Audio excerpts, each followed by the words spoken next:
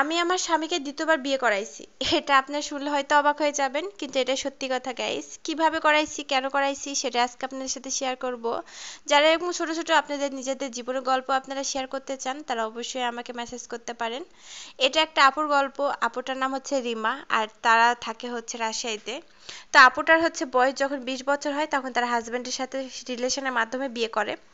তো বিয়ে করানোর পর তার হচ্ছে 5 বছর কেটে যায়, তাদের বাচ্চা কাচ্চা হয় না। কিন্তু তার শ্বশুর বাড়ির থেকে তার প্রচুর পরিমাণে প্যারা ছিল।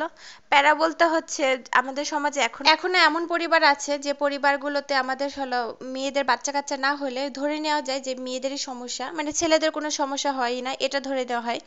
সেই ঘটনাটাও আমার সাথে হয়েছে। তো আমার যখন বাচ্চা কাচ্চা হচ্ছিল না, তখন সবাই আমাকে দোষারোপ করছিল আর বলছিল যে আমার সমস্যা, আমার জন্যই হচ্ছে বাচ্চা হচ্ছিল না। তো এক কথায় আমি খুব কান্নাকাটি করতাম, খুব ডিপ্রেশনের মাধ্যমে চলে গেছিলাম। এর পাশাপাশি সংসারের পাশাপাশি আমি চাকরি করি। তো চাকরিটাও হচ্ছে মানে করতে মন চাইতো না, যেহেতু এদিকেই সমস্যা। তো এক কথায় হচ্ছে নিজেকে অনেক বেশি হচ্ছে কষ্ট দিয়ে ফেলতাম। এখন সবাই শ্বশুরবাড়ির সবাই বলে ছেলেকে আবার বিয়ে দিবে। তো বিয়ে দেওয়ার এটাতে আমি হচ্ছে মত প্রকাশ করি যে ঠিক আছে বিয়ে দিক। আমারও একটা মনে জেদ চেপেছিল যে আমিও দেখতে চাই যে আমার সমস্যার জন্য বাচ্চা হচ্ছে নাকি হচ্ছে আমার হাজবেন্ডের সমস্যার জন্য। এর ফাঁকে আমি আবার টেস্ট করে নিয়েছিলাম ক্লিনিকে, যে যে আসলে সমস্যাটা কার, কিন্তু সমস্যাটা আমার ছিল না। কিন্তু তাকেও তো আমি কোনো টেস্ট করতে পারিনি, এজন্য তারও ব্যাপারে কোনো কিছু বলতে পারছি না। তো এক কথা যখন আমার শ্বশুরবাড়ির সবাই বলল যে তাদের ছেলের জন্য মেয়ে দেখেছে, আমি এক কথায় রাজি হয়ে গেছি যে ঠিক আছে বিয়ে দিক, কিন্তু হচ্ছে আমাকে আলাদা থাকার ব্যবস্থা করতে হবে এবং আমার নামে কোনো কিছু লিখে দিতে হবে। আর ফিউচারে যদি আমাকে ছেড়ে দেয় তাহলে আমার কি হবে। আমার হাজবেন্ড আমাকে খুব ভালোবাসতো বললেও ভুল হবে, কারণ সে যদি আমাকে খুবই ভালোবাসতো তাহলে সে আবার দ্বিতীয়বার একটা সন্তানের জন্য বিয়ে করতে পারতো না। সে আমার জন্য একটা ফ্ল্যাট লিখে দেয় আর বলে যে তুমি এখানেই থাকবা, আর আমি আমার হচ্ছে নতুন বউকে নিয়ে আমি ওই বাসায় থাকবো। আর আমি অবশ্যই তোমার সমস্ত খরচ দেবো, যাতায়াত করব, সবকিছুই সে করতো। তো তাদের বিয়েও হয়ে গেল, 1 মাস 2 মাস হতে থাকলো। এক অবস্থায় তাদের হচ্ছে, এখন আমি বলি যে ঠিক আছে এখন 2-3 মাস হয়ে গেছে, তাহলে তোমরা বেবি নিচ্ছ না কেন।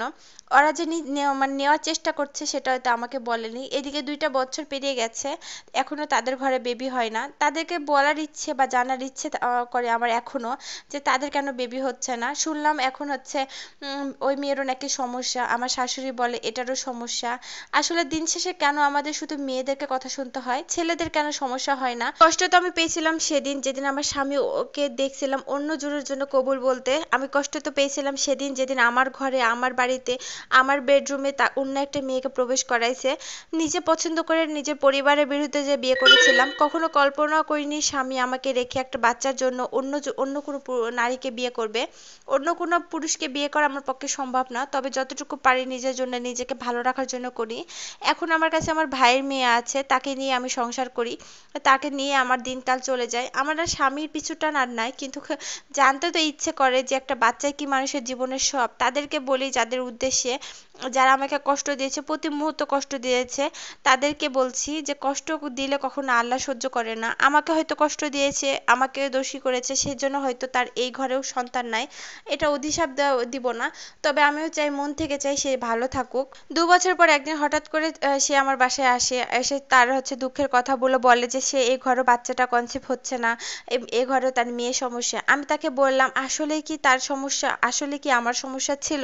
তোমার কি কোনো সমস্যা নেই? তুমি অন্যকে কেন দোষারোপ করো? নিজের একবার ট্রাই করে দেখো, নিজে একবার ডাক্তারের কাছে যাও।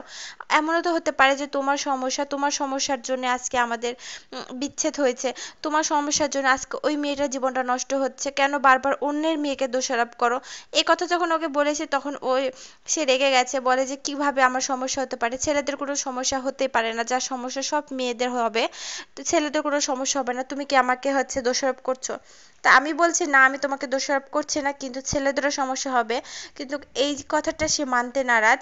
আজকে প্রায় হচ্ছে 2 মাস হয়ে গেছে সে আমার সাথে যোগাযোগ করে না। এই কথাটা তাকে বলেছি, এই ভুলটা তার ভাঙানোর চেষ্টা করেছি, তার জন্য সে আমার সাথে আর যোগাযোগ করে না। এটাতে আমার কোনো কষ্ট নেই, কোনো আফসোস নেই, কারণ হচ্ছে কারণ সে তো 2 বছর আগে আমাকে ঠকাইছে, তাকে ছেড়ে থাকার অভ্যাস তো আমার হয়ে গেছে। নাই বা আসলো সে মাঝে মাঝে দেখা করতে, কথা বলতে, এটা নিয়ে আমার কোনো আফসোস নেই। সেই সব বোনদেরকে বলছি যাদের ঘরে সন্তান নেই, তারা অবশ্যই অবশ্যই মনটাকে শক্ত করবেন আর হচ্ছে নিজের পায়ে দাঁড়াবেন। নিজের পায়ে না দাঁড়ালে কখনো কোনোদিন স্বামীর ভরসাতে চলা যায় না। স্বামী একটা সময় প্রয়োজন শেষ হয়ে গেলে ছুঁড়ে ফেলতে বাধ্য হয়, যতই ভালোবাসা স্বামী হোক।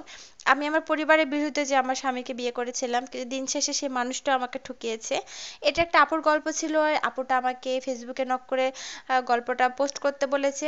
অবশ্যই আপনাদের যারা গল্প পোস্ট করতে চান তারা অবশ্যই ফেসবুকে মেসেজ করে আপনাদের লাইফের গল্প শেয়ার করতে পারেন। ধন্যবাদ।